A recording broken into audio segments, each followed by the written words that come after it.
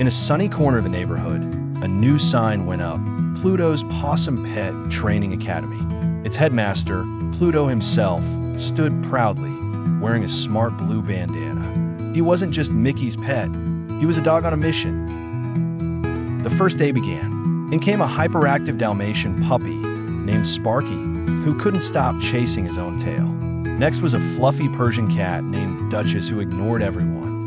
And finally, a tiny, shy hamster named Pip, who was too scared to even leave his ball. Pluto's first lesson was sit. He demonstrated perfectly. Sparky was so excited he leaped onto Pluto, licking his face, then zoomed in circles. Duchess simply turned her back and started washing her paws. It was chaos. Pluto realized something important. He couldn't train everyone the same way. Sparky needed to burn energy, Duchess needed a reason to care, and Pip needed to feel safe. He needed a new plan. For Sparky, Pluto turned sit into a game. He held a treat and asked Sparky to sit right before he threw his favorite ball.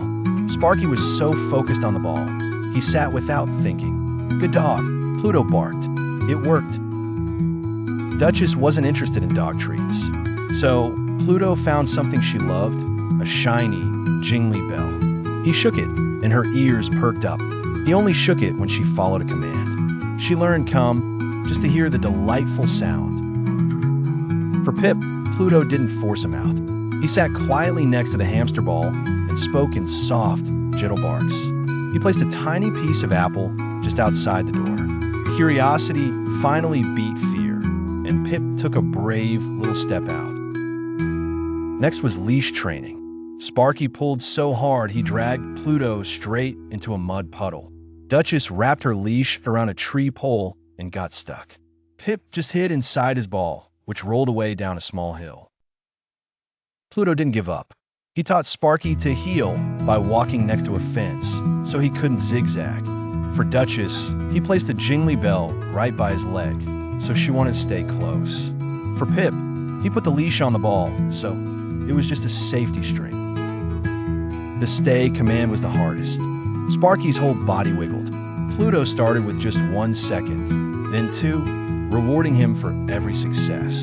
He was teaching patience, and it was working. During a stay exercise, a loud trash truck rumbled by.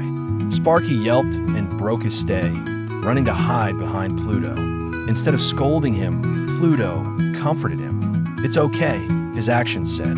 "Sometimes being a friend is more important than being a teacher."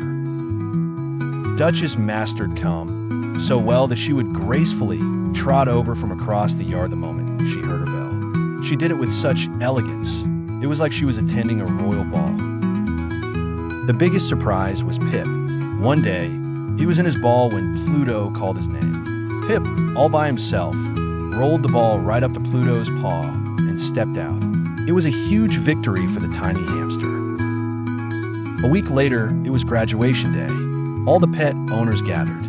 Sparky sat calmly, his tail wagging in a controlled sweep. Duchess came when called, and Pip sat on a little podium, proud and unafraid. The owners were amazed. "How did you do it, Pluto?" they asked.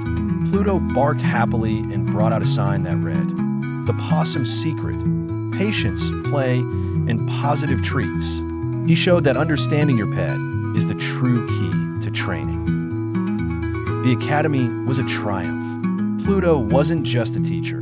He was a friend who helped everyone discover their best selves. That night, he curled up in his dog bed, tired but happy.